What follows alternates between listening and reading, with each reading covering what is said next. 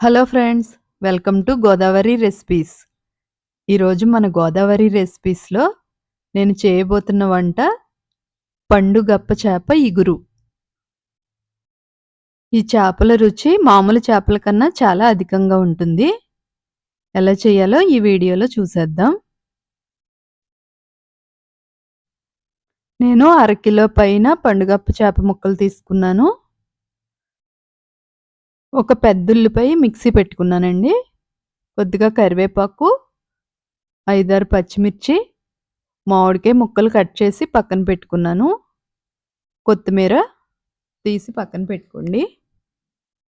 పొయ్యి మీద గిన్నె పెట్టుకుని అందులో సరిపడా ఆయిల్ వేసుకోవాలి. జీలకర్ర, ఆవాలు, కరివేపాకు వేసుకున్నాను. తాలింపు వేగిన తర్వాత పచ్చిమిర్చి, ఉల్లిపాయ పేస్ట్ కూడా వేసేసుకోవాలి. వేసుకుని ఒకసారి కలుపుకుని ఒక స్పూన్ అల్లం వెల్లుల్లి పేస్ట్ వేసానండి. కొద్దిగా పసుపు, సరిపడా ఉప్పు వేసుకోవాలి. రాళ్ళుప్పు వేసుకున్నాను. వేసుకుని బాగా కలుపుకుని ఉల్లిపాయ వేగిన తర్వాత చేప ముక్కలు అందులో వేసేసుకోవాలి. ఇవి డెలికేట్గా ఉంటుందండి ఈ ఫిష్. చాలా జాగ్రత్తగా కలుపుకోవాలి. ముక్కలు వేయగానే ఒకసారి కలిపేసుకోవాలి. మసాలా పట్టేలాగా కలుపుకోవాలి. కలుపుకుని ఒక నిమిషం మూత పెట్టుకోండి. తర్వాత ఒకసారి మూత తీసి ఒక స్పూనున్నర కారం వేసాను.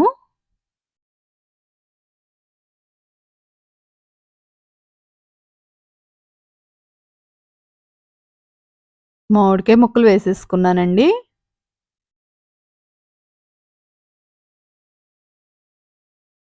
తర్వాత ఒక స్పూన్ ధనియాల పొడి వేసుకున్నాను.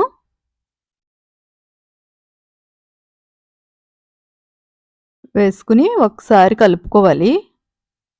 గరిటె పెట్టకుండా ఒకసారి కలుపుకుని ఒక 5 నిమిషాలు మూత పెట్టుకుందాం.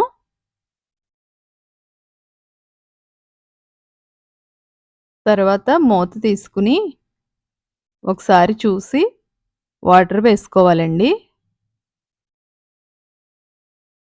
సరిపడా వాటర్ వేసుకోవాలి. చింతపండు వేయక్కర్లేదు, ఇగురుకు కదా. మామిడికాయ ముక్కలు ఉంటే సరిపోతుంది. చాలా టేస్ట్ వస్తుందండి. చేప ముక్కలు ఉడకటానికి సరిపడా వాటర్ వేసుకోవాలి. వేసుకుని కలుపుకోవాలి. ఒకసారి బాగా కలుపుకుని మూత పెట్టి 10 నిమిషాలు ఉడకనివ్వాలండి. ముక్కలు విడిపోకుండా చూసుకోవాలి. 10 నిమిషాలు ఉడికిన తర్వాత మూత తీసి మనం మసాలా పొడి వేయలేదు కదా ఇందాక. ఇప్పుడు పావు స్పూన్ మసాలా పొడి వేసుకోవాలండి. కూర దగ్గరికి వచ్చే ముందు మసాలా పొడి వేయాలి.